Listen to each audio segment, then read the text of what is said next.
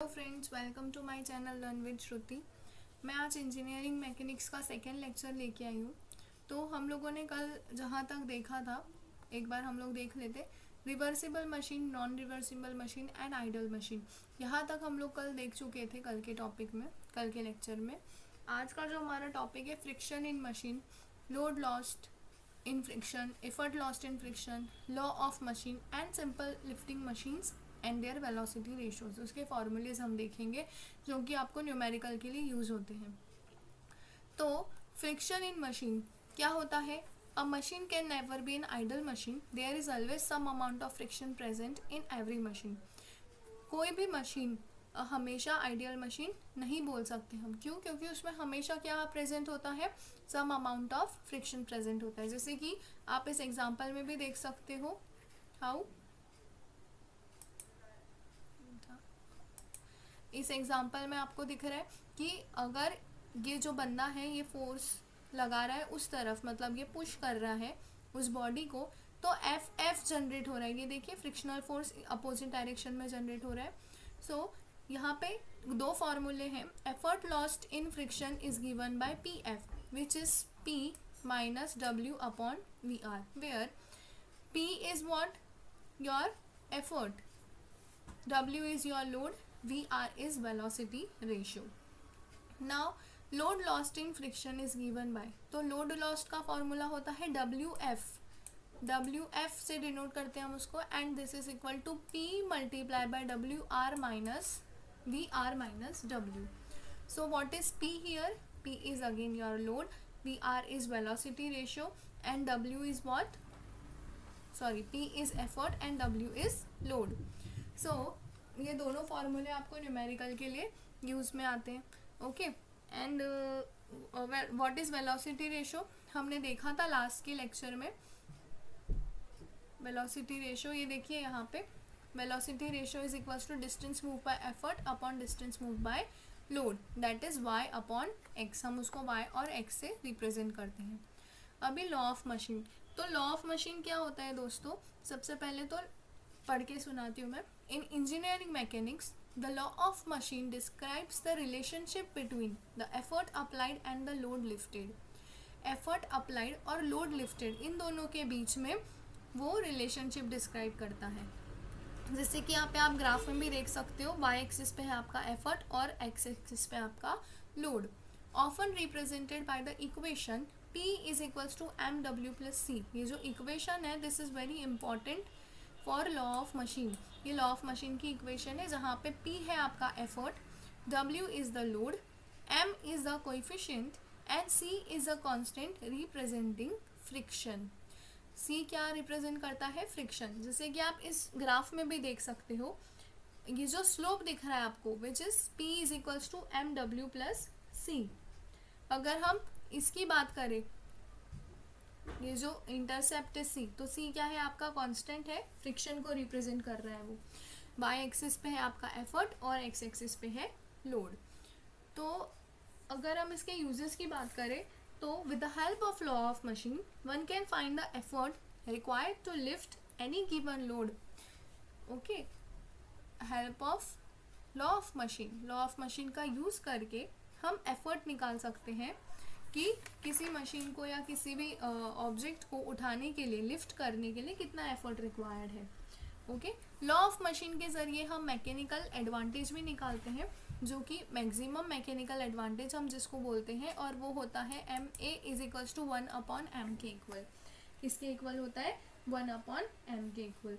तो फिर इसके हिसाब से अगर हमें मैक्सिमम एफिशिएंसी निकालना हो तो वो किसके इक्वल हो जाएगी? 1 upon N, 1 upon M upon V R multiply by 100, because efficiency का फॉर्मूला होता है M A upon V R multiply by 100। तो एम ए की जगह पे क्या आ जाएगा? एम ए की जगह पे आ जाएगा 1 upon M. Okay, so this is your maximum mechanical advantage. Now simple lifting machines and their velocity ratios. तो यहाँ पे मैंने कुछ सिंपल लिफ्टिंग मशीन्स ली है और उसके वेलोसिटी रेशियो का फॉर्मूला है जिसके बेसिस पे आपको न्यूमेरिकल पूछते हैं एग्जाम में। ओके, तो जैसे कि पहला है इंक्लाइन प्लेन। अब इंक्लाइन प्लेन सभी को पता है, रैम्प या फिर slope, is a simple machine that facilitates the lifting objects by allowing a force to be applied over a longer distance, thus requiring less force to move an object to a higher elevation. Okay, मतलब क्या कि कम force के ज़रिए, कम effort के ज़रिए हम higher position पर किसी भी मशीन को या फिर किसी भी ऑब्जेक्ट को लिफ्ट कर सकते हैं, जैसे कि आप यहाँ पे डायग्राम में देख रहे हो और यहाँ पे ये जो वीडियो में भी आप देख पा रहे हो, फोर्स और वेट, ये वो जो वेट है ये ऊपर की तरफ जा रहा है। इसके लिए वेलोसिटी रेशो का फॉर्मूला होता है 1/tan theta. Okay, now next differential, axial and wheel. So इसके लिए वेलोसिटी रेशो का फॉर्मूला होता है 2d/d1 माइनस d2। जैसे कि आप यहाँ पे डायग्राम में देख सकते हो व्हाट इज, इसमें लोड एक्सल दो पार्ट्स में बना होता है, ठीक है। डिफरेंशियल एक्सल में होता है लोड एक्सल और व्हील। तो जो आपका लोड एक्सल होता है वो दो पार्ट्स में बना होता है, जिसमें दो डाया होते हैं, d1 and d2। Shaft ball bearing पर माउंटेड होता है फ्रिक्शन रिड्यूस करने के लिए। जो शाफ्ट लगा होता है आपका वो बॉल बियरिंग पे माउंटेड होता है और उससे फ्रिक्शन रिड्यूस कर सकते हैं। ए और बी दोनों स्ट्रिंग से लोड कनेक्टेड होता है। ये जो आपको दिख रहा है यहाँ पे, ए स्ट्रिंग और बी स्ट्रिंग, ए स्ट्रिंग और बी स्ट्रिंग दोनों से ही लोड कनेक्टेड होता है। ओके, तो इसका फॉर्मूला कुछ इस प्रकार से होता है 2d/d1 minus d2, where d क्या है, डायमीटर ऑफ द व्हील। जो यहाँ पे दिख रहा है आपको व्हील का डायमीटर है। d1 is the diameter of bigger axle, ये बिगर एक्सल का डायमीटर है क्या, d1, और ये छोटे एक्सल का डायमीटर है d2। Single purchase crab, single, what is single purchase crab, इसके लिए फॉर्मूला होता है 2l/d मल्टीप्लाई n1/n2। तो सिंगल परचेज क्रैप भी हैवी लोड को लिफ्ट करने के लिए यूज होता है और ये सिंगल सेट ऑफ गियर्स होते हैं, जैसे कि पिनियन, स्पर व्हील्स, इस तरीके से। इसके लिए फॉर्मूला है 2l/d इंटू n1/n2, जहाँ पे l है आपकी length of the handle, d is the diameter of load axle, n1 is number of teeth on the spur wheel, n2 is the number of teeth on pinion wheel, and here formula is d/d into n1/n2। अगर हम बात करें in terms of diameter of effort wheel, तो diameter of effort wheel को हम capital D से represent करेंगे।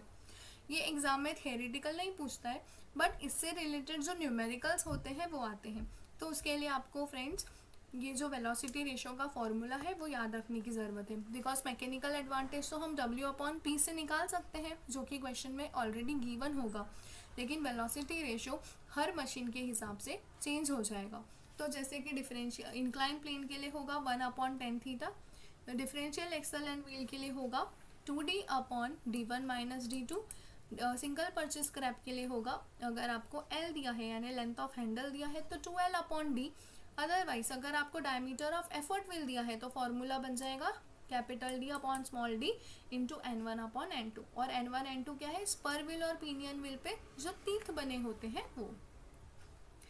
Now next is double purchase crab. अब जैसे आपको डबल परचेज क्रैप दिख रहा है यहाँ पे, उसी प्रकार से सिंगल परचेज क्रैप होता है, बस ये जो यहाँ पे दो ऐड हो गए हैं, डबल कॉम्बिनेशन ऑफ दो सिंगल परचेज क्रैप होता है ये, तो वहाँ पे एक ही रहता है। जैसे कि उसका नाम है डबल परचेज क्रैप, तो वो क्या होता है, combination of two single purchase crab to increase velocity ratio. Velocity ratio बढ़ाने के लिए दो सिंगल परचेज क्रैप को साथ में बनाया जाता है और उसे ही डबल परचेज क्रैप कहते हैं। उसके लिए फॉर्मूला होता है VR यानी वेलोसिटी रेशो का 2l/d into n1/n2 into n3/n4, जहाँ पे l है आपका length of the handle, d है आपका diameter of load axle, n1 and n3 है number of teeth of spur wheel, and n2 and n4 है number of teeth on the pinion wheel. जैसे कि आप यहाँ पे देख सकते हो, ये और ये दोनों पिनियंस है और ये स्पर व्हील है, यहाँ पे डायग्राम में दिख रहा होगा आपको। ये है लोड ड्रम, लोड ड्रम से आपका लोड कनेक्टेड होता है। Okay, so this is the formula capital D/d into n1/n2 into n3/n4, where capital D is what, effort wheel का diameter. So this is the formula for double purchase crab. Now if we talk about simple screw jack, so simple screw jack is also used to lift heavy load and support the heavy load. Jacks used for lifting the trucks or cars for repairs. हम जब देखते हैं mechanical point of view से अगर हम बात करें, या फिर जब हम कोई गैराज पे जाते हैं, किसी की कार ख़राब हो गई है तो वो कार लिफ्ट करने के लिए जो यूज़ करते हैं, so that is none other than but simple screw jack. Okay, तो ये जैक होता है वो क्या करता है, ट्रक को, कार को रिपेयर करने के लिए लिफ्ट करने में मदद करता है. A screw jack is used to lift and support heavy loads. Jacks are used for lifting truck or cars for repairs are screw jack. To lift such heavy loads, comparatively very small effort is applied at the end of handle. उस handle के and में, जैसे यहाँ पे दिख रहा है आपको P, तो बहुत स्मॉल एफर्ट अप्लाई किया जाता है हैवी लोड को लिफ्ट करने के लिए, और इस मशीन का नाम है सिंपल स्क्रू जैक. इसके लिए वेलोसिटी रेशियो का फॉर्मूला होता है distance move by effort upon distance move by load, that is 2 pi L upon small p, where p is the pitch of the screw and l is the length of handle. If instead of the length of handle an effort wheel of radius r is attached, अगर यहाँ पे l की जगह आपको अगर effort wheel दे दिया गया हो जिसका रेडियस r है, तो आपका फॉर्मूला क्या बन जाएगा दोस्तों, 2 पाई r अपॉन p. तो ये फॉर्मूला था सिंपल स्क्रू जैक के लिए. ठीक है, सो यहाँ पे आपका जो थियरी पार्ट है वो ख़त्म होता है फर्स्ट यूनिट के लिए. अब नेक्स्ट वीडियो से हम लोग न्यूमेरिकल्स शुरू करेंगे. आई होप आपको ये वीडियो पसंद आई हो और जो टॉपिक्स हमने कवर किए हैं वो आपको समझ आया हो. अगर आपको कुछ डाउट होता है तो आप कमेंट करके पूछ सकते हो, और अगर आपको वीडियो अच्छी लगी हो तो प्लीज़ लाइक करिए और आगे शेयर करिए. Thank you.